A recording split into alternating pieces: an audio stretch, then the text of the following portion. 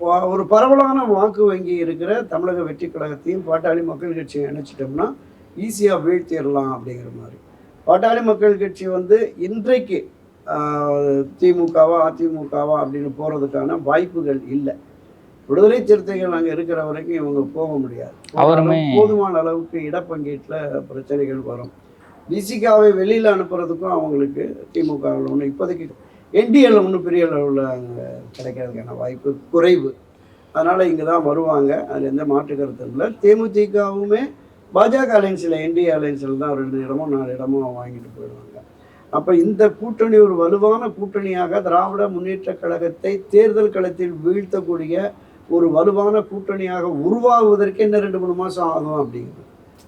அவர் Vijay December வரைக்கும்னு ஒரு காலக்கெடுவை சொல்லிட்டாரு.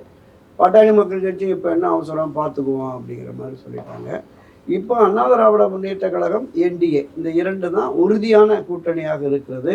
திரு எடப்பாடி பழனிசாமி இதோடு இவர்களையும் இணைத்தால் நாம் வெற்றி பெறுவோம் அப்படிங்கிற நம்பிக்கையோடு இருக்கிறாரு.